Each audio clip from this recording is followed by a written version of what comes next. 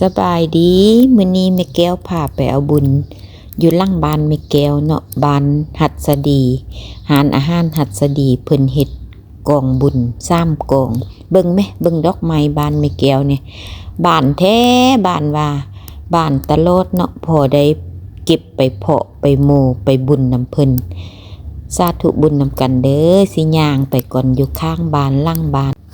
มาฮอดบ้านเพิ่นละเพิ่นกาแต่งบักงามๆเพิ่นเฮ็ดอันบุญนั่นเนาะเพราะว่าเพิ่น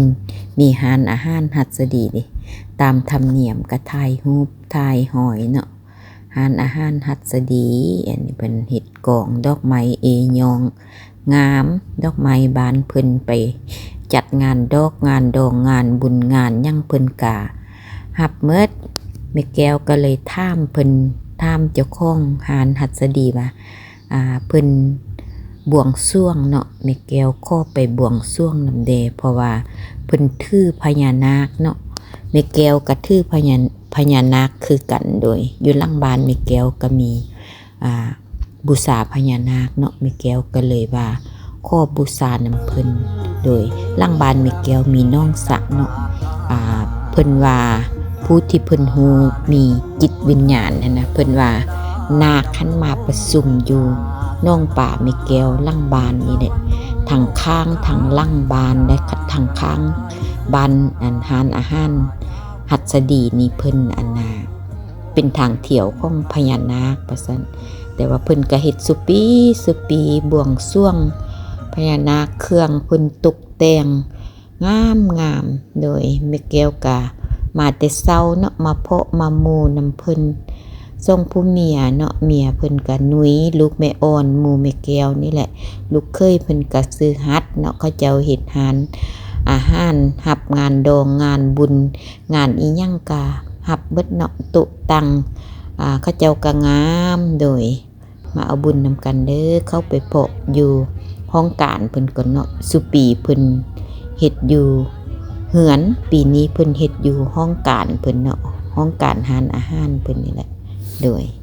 โดยสาธุย่อมือนำกันเด้อแม่แก้วมาเพาะมาโมผู้ใดบ่ได้มากะย่อมือใส่หัวนำกันก็ให้ได้บุญได้กุศลนำกันเบิดทุกผู้ทุกคนเป็นบุญกินบุญทานบุญสร้างบุญสร้างนำกันเด้อหารเพิ่นสั่งเครื่องกองเนาะมีแต่ซี่เงินหมด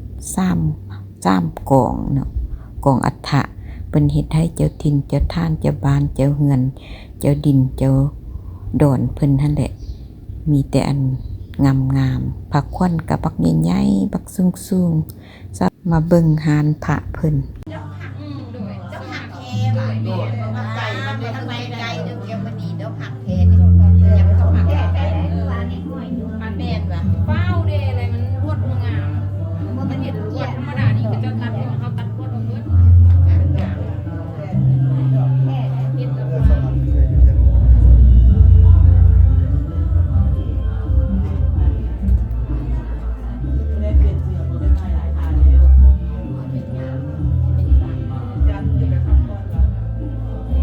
หารบูชาพระเพิ่นเนาะเพิ่นเฮ็ดงามแท้งามว่าเฮ็ดเป็นต้นมักเบ่งแล้วก็เฮ็ดพวงมาลัยเพิ่มอีกตึงสาธุอันนี้แม่นพ่อกับแม่หนุ่ยเนาะตุอ่อนกับตุตันครูบาอาจารย์เพิ่นก็มาสัดเพนอยู่นี่เนาะโดยเพิ่นก็เลยมานั่งโอ้นั่งลมในอ้อแม่ตุนแม่แก้วก็ยากเข้าดะ พอดีมากินข้าวเพลบานเพิ่นน่ะเลยมื้อแลงเบิ่งลำซิงมื้อแลงนะเบิ่งลำซิงอยู่บนนี้เด้อผู้ใดอยากมาก็มาเบิ่งมากินข้าวปุ้น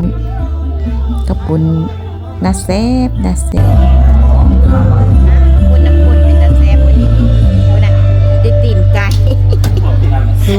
ปุ้นน้ำปุ้นตีนไก่เนาะกินบ่น้ำตีนไก่มาเด้อกินข้าวปุ้นน้ำปุ้นใส่ตีนไก่เนาะอาหารสุดยอดแม่แก้วหมักตีนไก่ หมักลายหมักตีนเลยมื้อแลงมีลำซิ่ง ผ ผู้ใดอยากมาเบิ่งก็มาเบิ่งได้เด้อ